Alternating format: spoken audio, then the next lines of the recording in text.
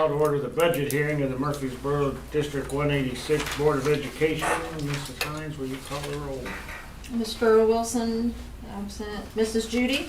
Here. Mrs. Brazel? Here. Mr. Green? Here. Mr. Brown? Here. Mrs. Evaldi? Here. Mr. Beavers? Here. Item number 4 is approval of the agenda. No corrections to the budget hearing agenda. I'll entertain a motion to approve the agenda. So moved. And a second? Second. Motion and a second. All in favor say aye. Aye. Any opposed? Motion carried. Number 4 is presentation of the proposed budget. Okay, so you've got some new information this year that went out in the board packet, budget review, as well as, a page and a half little summary of, kind of how I go about doing the budget and all the things that I take into consideration. And a lot of you have already seen that before. I haven't had any questions or comments on the budget since it's been on display. And putting this budget review together, Mr. Brown asked last month if there's, if we could do kind of a summary so that people could understand our fund accounting a little bit better, which is what I did. So kind of a little description of, what's paid out of each fund and why, what our budgeted revenues and expenses are, and what our projected fund balances are for each fund. Did you like that? Did that answer some of your questions, or It helps. are there more? It helps that high level view of it, because it's easy to get lost in the details. So to me, it was a great summary. So thank you. I know that's not quick work. That takes time to do. It's and I not the appreciate first time, but it will Okay. be, moving forward, putting this together, because some of the things are similar year after year, so it's just a matter of, for me, it was the formatting and making sure it didn't look too, wasn't too crazy, but. I appreciate it. I don't yeah. know if anybody else did, but thank you. Well, and really, it's a good exercise for me to go back through.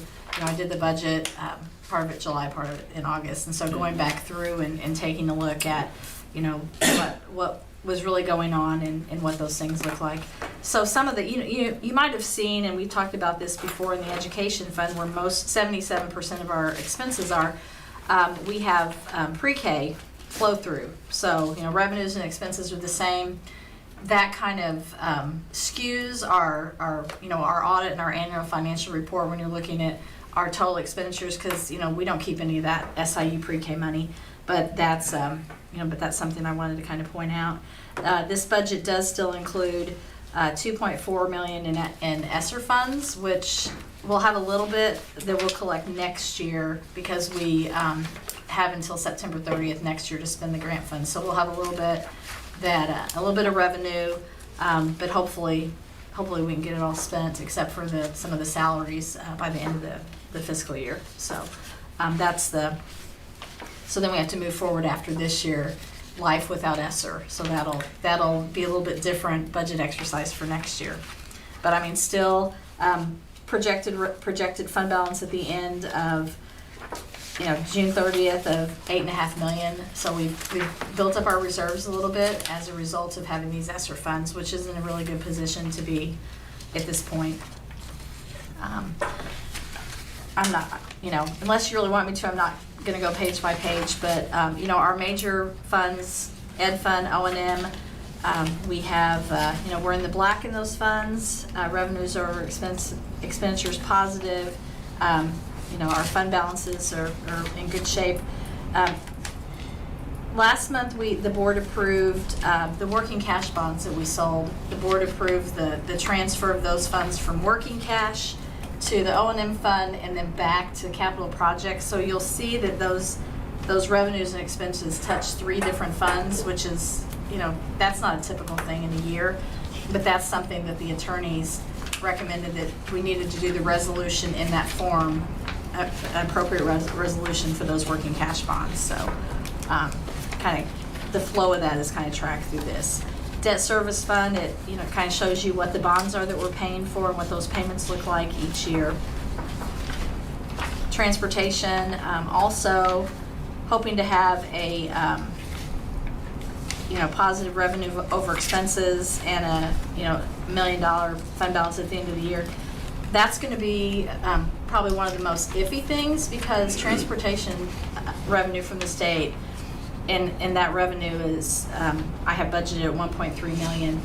We never know what we're going to get there. I do a transportation claim from last year, we get the revenue this year, but they prorate that. You know, they have the pot of money that they set aside in the state budget, and then everybody does their transportation claim. You know how we're paying so much more for transportation? Everybody is. So the odds are that we'll get exactly that amount of money. You know, we won't know for a while until the state actually processes all those claims. And the final numbers, the claims were due August 15th, but there's an opportunity to amend your claim through end of October, I think. So just fingers crossed it's going to go like that. And if not, you know, we have a cushion there that will carry us through there.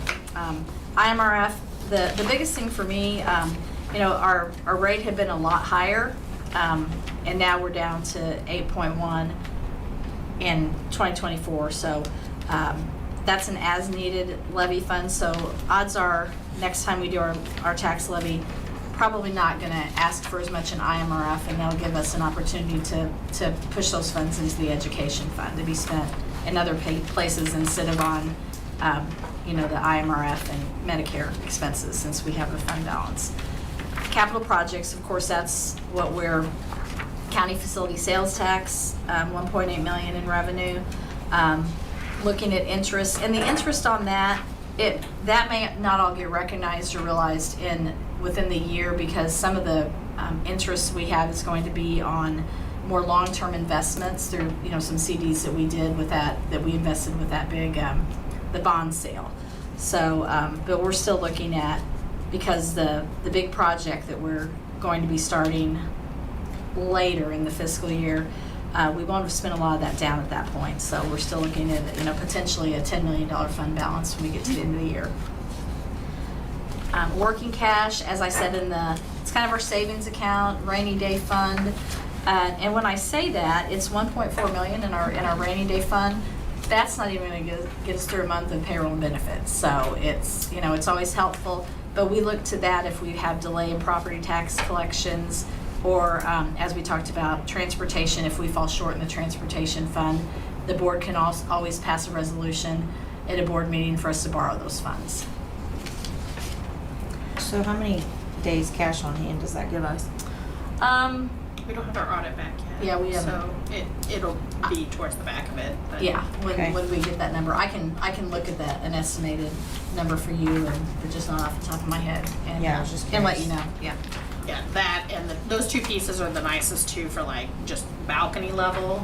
But I was thinking the same thing. I'm like our cash days on hand when you're talking about like the working cash fund. Yeah, comparatively. and that you know, with our you know, large projected fund balances, that's going to elevate our days cash on hand. But in the future, as we start spending that money down, our fund balances, because we don't have that ESSER fund, our cash on hand, you know, won't continue to grow at that level. It will be great if it did, but that's not something that will continue to happen. Unless an EBF ferry comes, like the evidence-based funding. It would be a huge EBF ferry.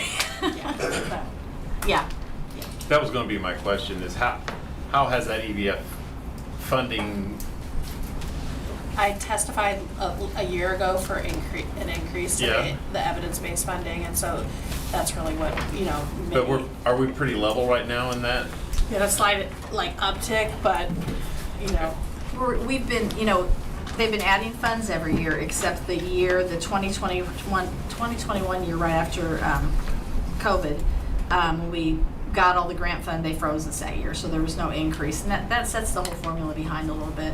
Okay. But you know, the concern is always, will they continue to, you know, to put an influx of new money into the formula every year? And if they don't, we're not ever going to reach adequacy statewide, you know, to get us to where that level, you know, that we've strived for, where, you know, no one's ever going to be the same, because we have the districts in the suburbs that just have such property tax wealth that we're never going to, you know, be the same level. But there were 9 superintendents from the state who testified before the House Appropriation Committee last year on maintaining or increasing the evidence-based funding formula, so. And it's a bigger thing for, for districts like ours that are more dependent on evidence-based funding rather than the property tax. So the big districts that are, we're a tier 1 school because we're at, I think it's 67% adequacy. But we have districts that are 110%, 120%, way over that adequacy level. They don't get much in the evidence-based funding. So even though that's where the population is, they're not going to the legislator saying, we need more evidence-based funding. They don't want that. But we were really fortunate to get that funding model with all of those districts that weren't getting a piece of that pie, that they didn't fight us on that. So that was really great for us. And a lot of other districts. So our tort fund, looking at a $658,000 fund balance at the end of the year, and that's another as-needed levy that we pay for our legal fees, our insurance, property liability, work comp, and unemployment out of there. Those are the only expenses we cover out of that fund. And the fire prevention and safety fund, that is a fund where when we have our health life safety survey that our architects do, we have it every 10 years, and they identify issues in every building that need to be taken care of. And we've done a lot of those big issues over the last few years, and so I really don't think we have a ton of that hanging out. But it also is, if we have an emergency that arises, what we've levied for that fund. So starting the year, we had $272,000. We have that money that if there's a emergency identified that's a health life safety issue, we could go to that and say, okay, we have the money for that identified there. And so the only thing I budgeted was some money for contingencies, just in case we had something, but I don't believe we spent anything last year out of that fund. So What do we do for another survey from our architects? they're different in every building. So the cycle, they do one and then another, and so I'm not sure that's something that Mr. Ripley Okay. would know when those surveys happen. But they try to stagger them out, over the years, so it's not everything at I once. think in general is the next one coming up. I think I remember Carruthers is the last one, I believe, and it was like 2 or 3 years ago. High school's like 5 years, 5 or 6 Yeah. years ago. I think the general's coming up. And those are something that are now online through the ISB, the iWAS system. So, we can always go look at those and see where we are in them, and if there's one that's due to be done. So what questions can I answer for you?